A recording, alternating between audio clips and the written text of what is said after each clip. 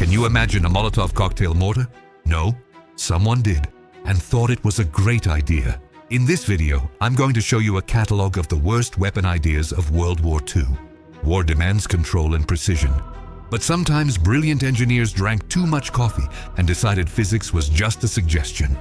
This section is called Uncontrolled Chaos, when the weapon turns on its owner. The Great Panjandrum, United Kingdom, the runaway wheel of death.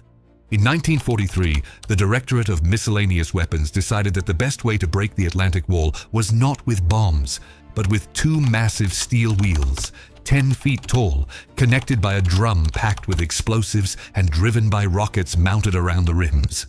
The theory was simple. It would roll up the beach and detonate against a bunker. In reality, it was a spectacular failure. The device could never hold a straight line. During its infamous final test at Westward Ho, conducted in front of senior military leadership, the Panjandrum broke loose, spun wildly, fired rockets in random directions, and charged across the beach, forcing admirals and generals to dive for cover before the machine toppled and exploded in the sea. Anti-tank dogs, Soviet Union, the traitorous best friend. In 1941, desperate to stop the German blitzkrieg, the Soviets decided that training dogs to run beneath tanks with a mine strapped to their backs was a viable tactic. The fatal flaw lay in the training method. The dogs were conditioned using stationary Soviet tanks that ran on diesel fuel. On the battlefield, confronted with the terrifying noise and the unfamiliar gasoline smell of moving German panzers, the dogs panicked. Confused, many turned back and ran toward the safest, most familiar place they knew, under Soviet tanks and into friendly trenches, detonating their charges and killing their own handlers. Luftfaust B, Germany, the face burner. In 1945, the Luftwaffe decided to give infantrymen the ability to shoot down P-51 Mustangs by firing a salvo of 9 unguided rockets directly from the shoulder. The concept, effectively the ancestor of modern manpads, failed catastrophically in execution. The dispersion of the 20mm rockets was so poor that hitting anything beyond about 200 meters was nearly impossible. Worse still, the firing mechanism often failed to sequence the rockets properly, and backblast or launcher malfunctions frequently caused severe burns to the operator's face and neck, making the weapon more dangerous to German soldiers than to P-51 pilots. Giving a soldier a weapon should, in theory, increase his chances of survival. But in some engineering departments, logic worked the other way around. These were tools that turned the simple act of pulling the trigger into a game of Russian roulette. This is the category known as user hazard.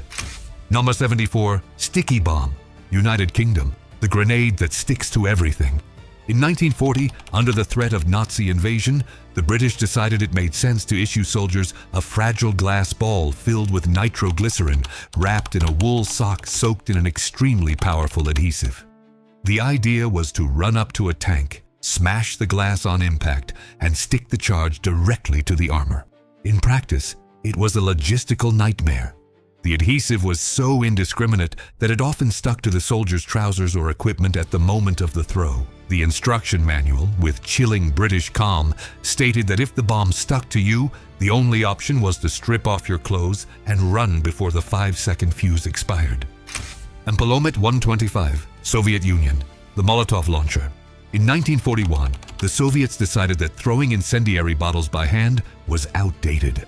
The solution was an improvised mortar that fired 125mm glass spheres, filled with an incendiary mixture of phosphorus and sulfur.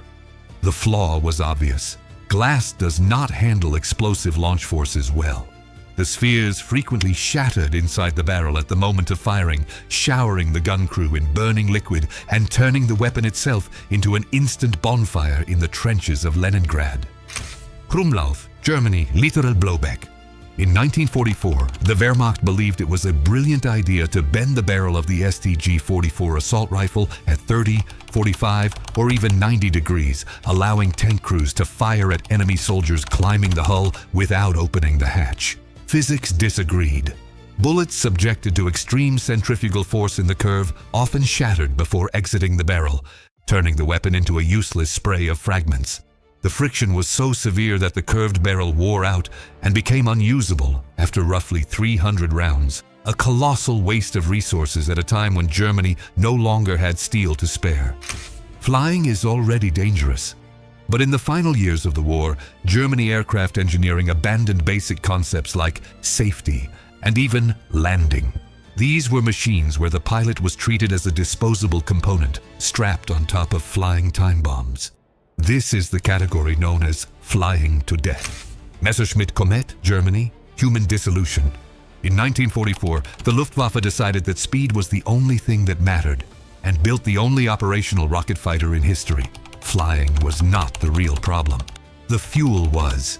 It used a binary mix of T-Stoff and C-Stoff, hypergolic propellants that ignited on contact with each other and were highly corrosive. Landing the aircraft as an unpowered glider on a belly skid was so violent that any fuel leak could dissolve the pilot alive within seconds or turn the aircraft into a fireball on the runway, killing more German pilots in accidents than enemy bombers in combat. Fieseler Reichenberg, Germany, bureaucratic suicide.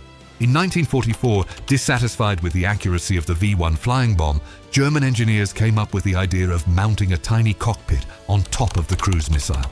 Officially, the pilot was supposed to guide the weapon to the target and bail out at the last second. In reality, it was a death sentence. The pulse jet air intake sat directly behind the cockpit. Any attempt to escape would almost certainly result in the pilot being sucked into the engine or sliced by the tail, effectively turning the Reichenberg into a kamikaze weapon that Germany refused to acknowledge as such. Lachen-Natter, Germany, the plywood coffin.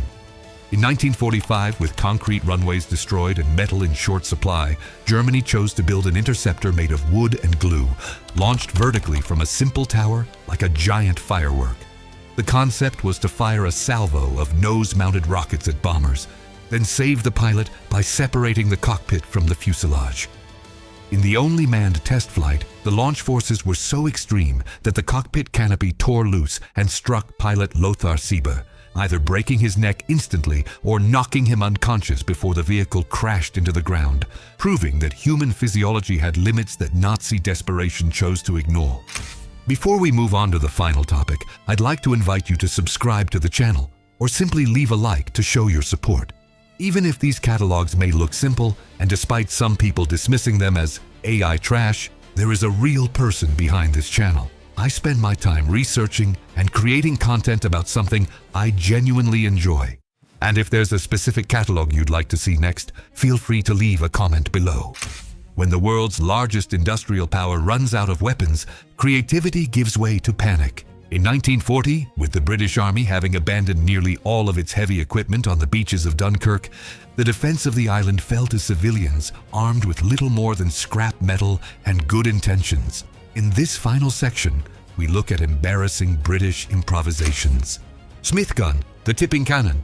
In 1940, a retired toy engineer decided it was a good idea to build an improvised 76mm artillery piece that looked like a wheelbarrow, towed behind civilian cars.